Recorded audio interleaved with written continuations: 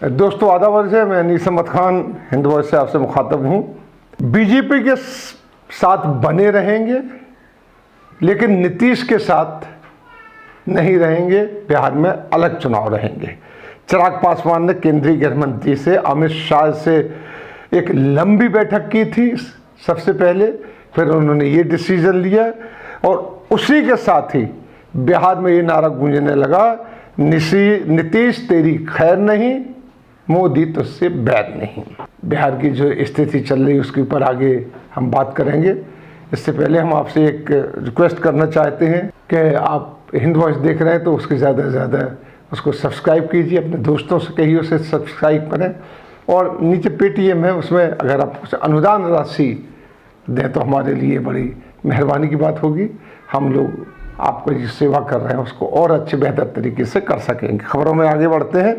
चिराग पासवान का बिहार में एनडीए से अलग होना और केंद्र में एनडीए के साथ जुड़े रहना बिहार की राजनीति का एक दिलचस्प जो है मजाक नुमा ट्वीट है।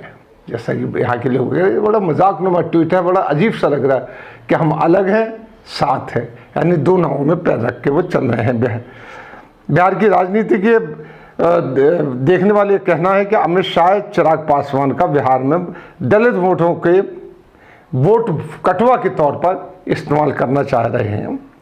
बीजेपी के इसमें दो लाभ होंगे। एक तो चुनाव में नीतीश की कम सीटें आने की कारण वो सौदेबाजी के लिए उनके पास ताकत नहीं रहेगी। वहीं अगर बीजेपी अच्छे मार्जिन से बढ़त बना लेती है तो नीतीश से छुटकारा ले लेगी।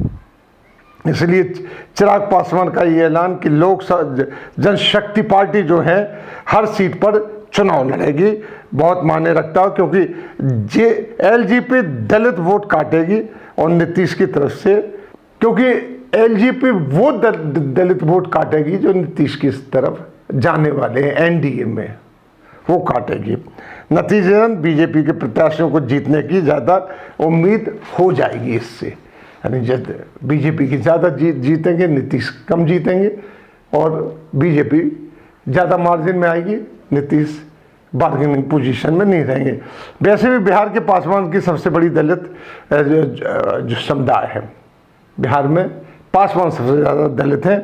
वहीं चिराग की महत्वाकांक्षा पार्टी के जनाधिकार बनाने, चिराग पासवान की जो इच्छा है, जो उनकी महत्वाकांक्षा है, वो पार्टी का जनाधार बढ़ाने की है।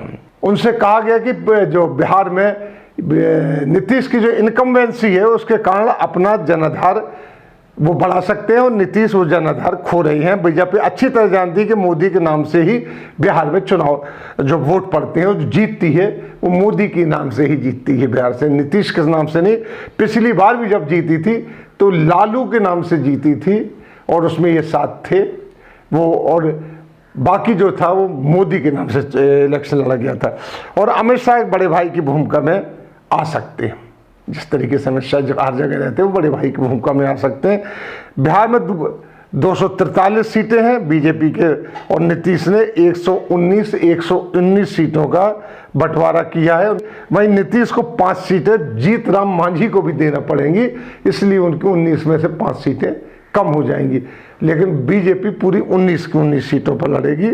अमित शाह का ये कहना कि जो जदयू है नीतीश के, इसका जनाधार तो कम हो रहा है और इसका जो दिल्ली में जो साझीदार है नीतीश, वहाँ तो वैसे भी पीछे के उन्होंने कुछ सीटें और मांगी थी कैबिनेट में, वो अभी तक नहीं दी गई हैं। जदयू को लटकाया जा रहा है, अब तो ख़त्म ही हो गया हिसाब किताब, लेकिन वो नहीं दी गई हैं। तो यहाँ भी उनके जो दबाव है नीतीश का अक्सर रहता था वो भी कम होगा। वैसे नीतीश कुछ कम राजनीतिक बाजीगार नहीं है, वो बहुत जल्दी पलटी मारते, कभी यहाँ कभी वहाँ करते रहते हैं,